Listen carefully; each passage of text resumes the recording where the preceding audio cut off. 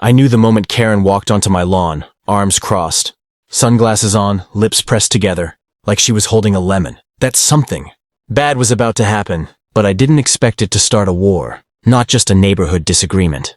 A full-scale, blazing, holiday-level battle that would change everything on Maple Ridge Lane. And it all began with a string of lights. Yes, one single string. It was December 1st, my favorite day of the year. The day I transformed my house into a winter wonderland. Not something crazy, just a warm, cheerful display. But apparently joy is illegal when Karen lives next door. While I was adjusting a snowflake light on my porch, I heard her voice slice through the cold air like a rusty knife. "Are you seriously putting those up again?" she barked. I chuckled. "Christmas decorations?" "Yeah, Karen, it is December." Her eyes narrowed.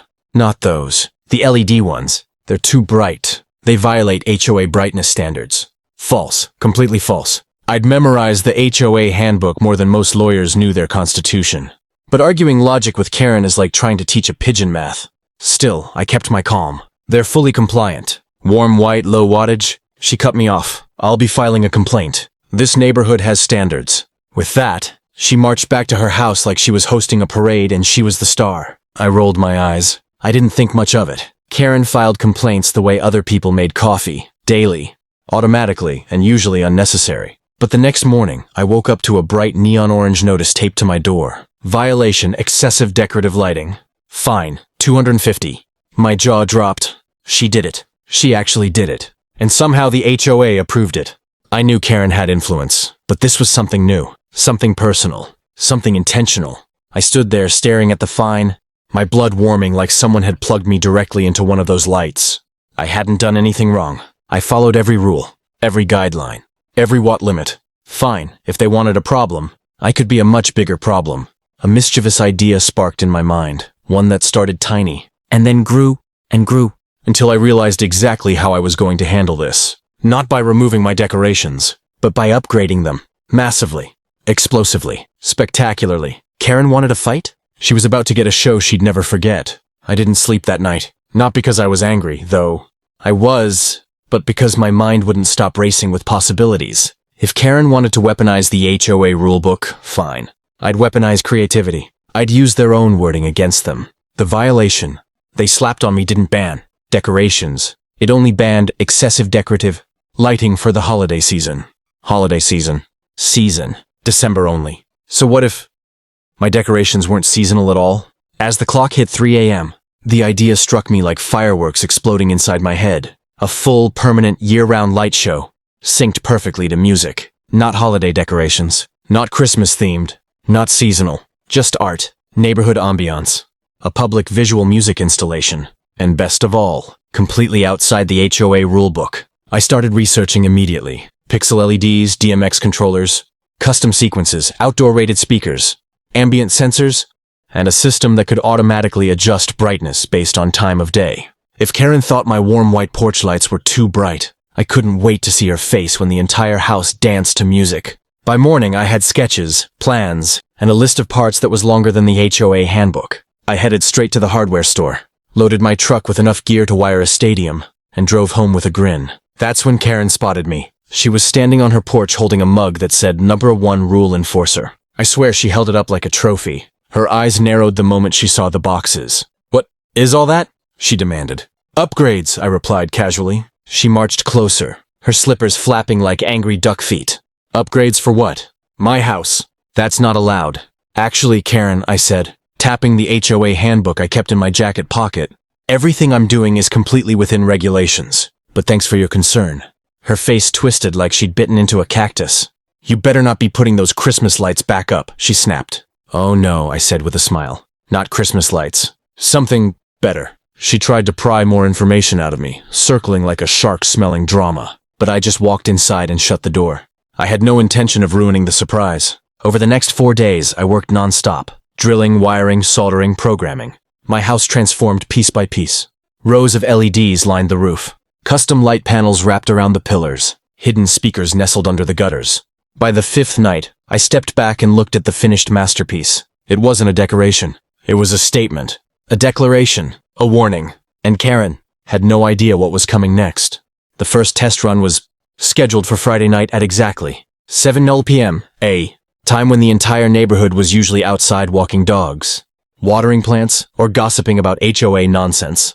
It was the perfect audience, the perfect stage, the perfect moment for Karen to witness what she had accidentally unleashed. As the clock ticked toward 7, I stood in my driveway with the remote in my hand. The air felt electric, not just from the miles of wiring hugging my house, but from pure anticipation. The sun dipped behind the rooftops, painting the sky in deep orange and purple streaks. Neighbors paused mid-conversation when they saw me standing there. Remote lifted, like I was about to launch a rocket. And then Karen stepped out. She had that same stiff posture, arms folded, lips tightened into a permanent frown. She scanned my house suspiciously, probably expecting inflatable Santas or glowing reindeer. But the house was dark, silent, completely normal. "Finally came to your senses?" she said sharply. I didn't answer. I simply smiled. At 7 p.m. sharp, I pressed the button. At first, nothing. Then suddenly, boom! Light erupted like a sunrise made of colors. The roofline shimmered with cascading waves of soft blues and greens. The pillars lit up in rotating spirals. Panels burst into perfect synchrony, glowing in impossible patterns. And just as people gasped, music kicked in. But not Christmas music. Not jingles. Not anything holiday-related. It was a smooth, cinematic orchestral track. Epic, powerful, dramatic. Every beat triggered a precise flash, pulse, swirl, or ripple across the house. It wasn't loud, perfectly within noise limits, but it was mesmerizing. The entire neighborhood froze, and then the cheers started. Phones came out, kids shouted, couples clapped. Even the quiet couple from the cul-de-sac came over with huge smiles. Everyone loved it. Everyone, except Karen. "What is this?" she shrieked over the music. "You can't do this! This is illegal! This is harassment!"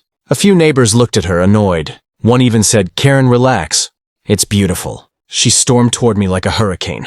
"Turn it off." "No," I said calmly. "This is a permanent, year-round art installation. It's not seasonal. It's not a holiday display. And it's fully compliant with every line of the handbook." Her face twisted. "I'm calling an emergency HOA meeting. Right now!" She stomped away, nearly tripping on her own fury. I didn't stop smiling, because I knew something she didn't. The HOA could have a meeting. They could debate.